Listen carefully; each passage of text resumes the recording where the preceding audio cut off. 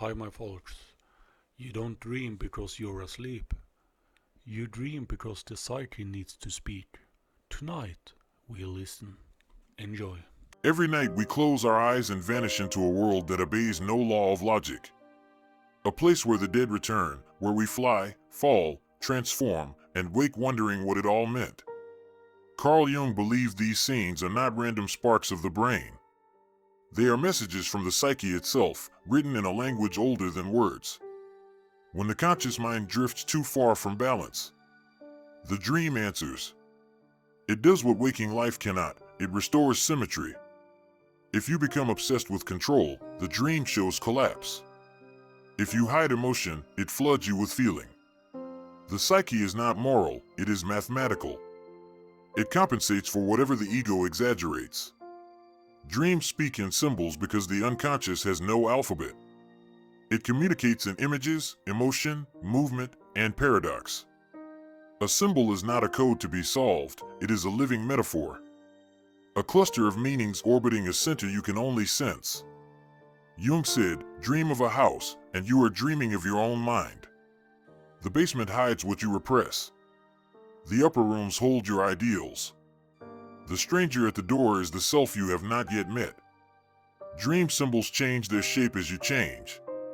A snake may mean death, or wisdom, or renewal, depending on which version of you is dreaming. That is why no book of symbols can tell you the truth. The meaning is contextual, born in the dialogue between your soul and its image. Most people treat dreams as static pictures. Jung saw them as conversations. Each image replies to a question you didn't know you were asking. The question might be, what have I become blind to? Or, what part of me wants to live again? The nightmare is not your enemy. It is a messenger knocking harder on the door you keep locked. Fear is often the disguise of something essential trying to reach you. A recurring dream is the psyche repeating the same sentence until you finally listen. Dreams also reveal the shadow, the repressed twin of your waking persona. The traits you deny appear as strangers, monsters, or rivals. Jung said, to meet your shadow in a dream is to meet your lost potential. Every figure you fight in sleep is a fragment waiting to be integrated. This is why Jung called dreams the facts from which we must live. They are not illusions.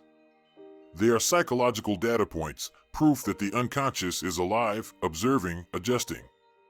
Ignoring them is like ignoring the mirror that shows you bleeding. Dream interpretation is not about clever decoding. It is about humility. You do not tell the dream what it means. You ask why it needed to appear. The moment you do, meaning begins to unfold from the inside out. In Jung's view, dreams participate in individuation, the lifelong process of becoming whole. They bridge the split between the conscious self and the deeper self that guides from below. Every symbol is a bridge between those two shores. Modern life teaches us to scroll, to measure, to fill silence with sound. But the dream waits under that noise, patient as gravity. It speaks when all devices are off. It whispers the one truth the daylight cannot handle, that you are more than the story you tell about yourself.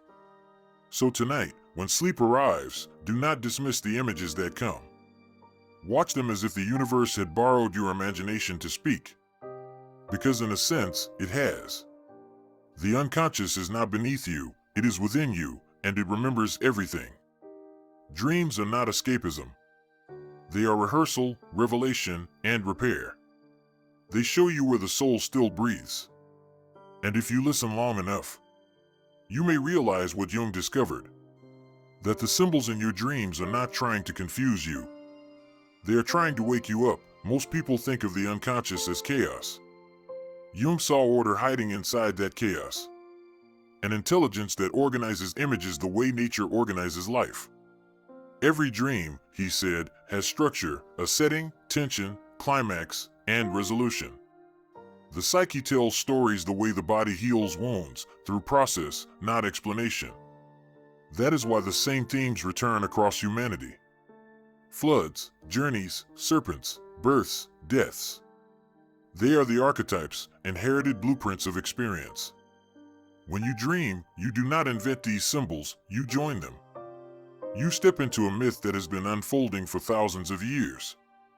And you add your line to it. A man lost in a forest, a woman trapped in a rising sea, a child searching for a key. These are not coincidences. They are fragments of an eternal pattern. The human soul trying to remember itself. To live without attending to dreams is to live half awake.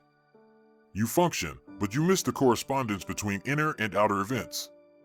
You ignore the letters your deeper self keeps sending every night.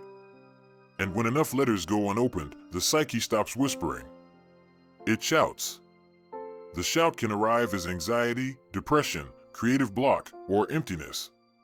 Jung noticed that when patients began recording their dreams, their symptoms often changed. It was as if the unconscious relaxed, finally being heard. To work with dreams is not mystical, it is psychological hygiene. It keeps communication open between the surface and the depths. It prevents stagnation, the way breathing prevents drowning. Jung's final insight was simple. The goal is not to interpret every dream. It is to cultivate a relationship with the one who dreams them. That inner companion, the self, uses symbols to negotiate your evolution. Each night it asks, will you become what you secretly are? You can ignore the invitation, or you can enter it consciously, through reflection, journaling, art, meditation. The method matters less than the attitude.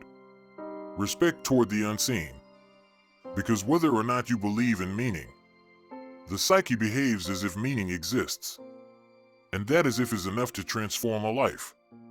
So when the next dream arrives, strange, vivid, impossible, don't rush to decode it.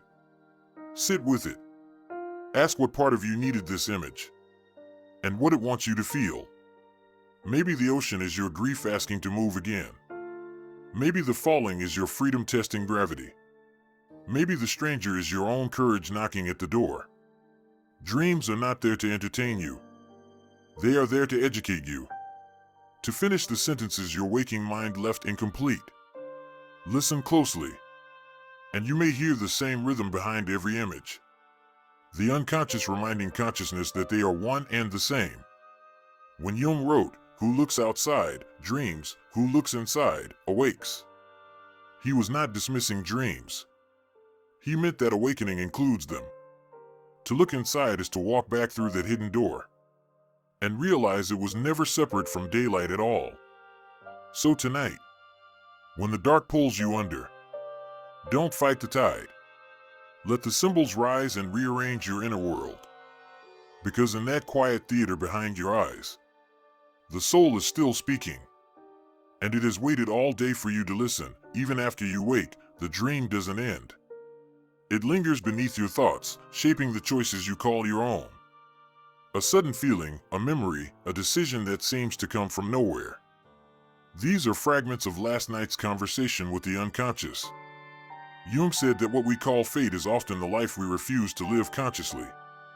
Dreams try to return that unlived life to us, one symbol at a time. So pay attention.